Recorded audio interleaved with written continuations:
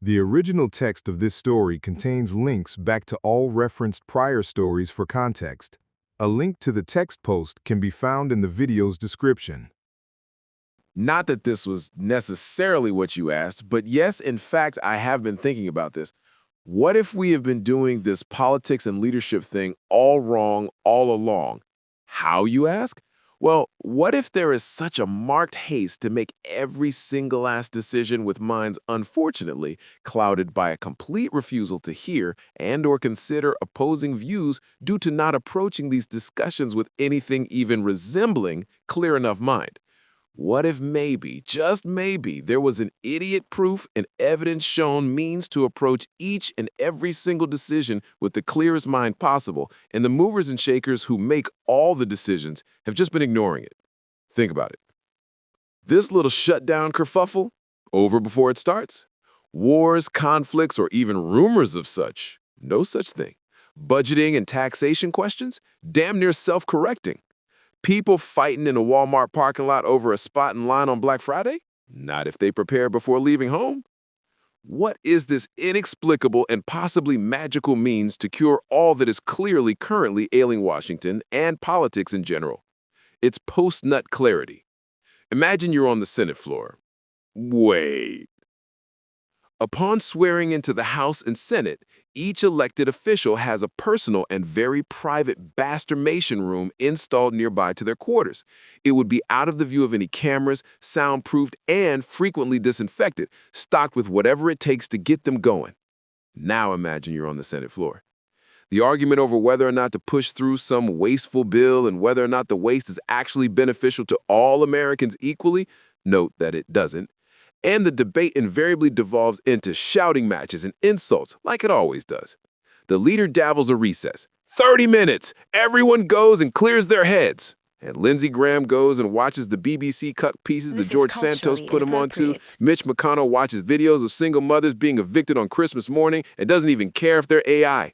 J.D. Vance's room just has a couch in it, while AOC finds some weird Christopher Columbus shaming subreddit. Again, whatever gets everyone's juices flowing. And they all convene back in chamber after 30 minutes. To be totally honest, they will be out of the view of the cameras, so no one is saying that they even have to go into the room alone if we're being honest.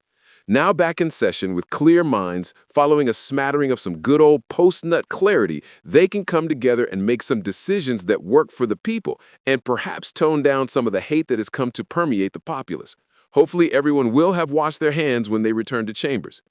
Once back in session, everyone can convene with an absolutely clear mind, unclouded by whatever was backing them up before they had the opportunity to get that off. Pun intended.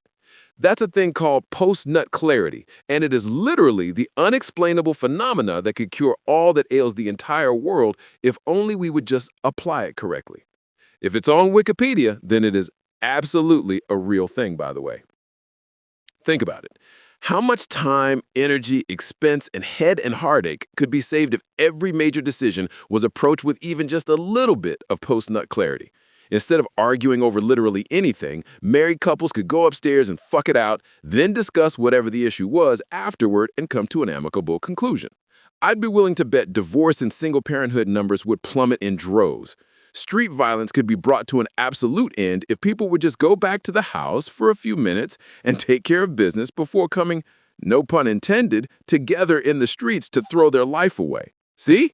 PNC just resolved the Chicago problem, and the National Guard didn't have to get involved. I would go as far as to bet that if we could possibly get these adult content bans that are being rolled out in these states in order to help in getting PNC adopted as a legitimate means of conflict resolution, then I could for sure get myself a Nobel Peace Prize and probably piss the president off a little bit. But you know what? With the use of a little PNC himself, he could get the fuck over that too. It's kind of like a self-promoting solution. At the end of it all, though, nothing at all is absolutely foolproof, but we have already invested far too much time and effort into what has ultimately been a tragically losing position. At what point do we all sit back and try something, anything else, especially something that is otherwise harmless, at least to attempt?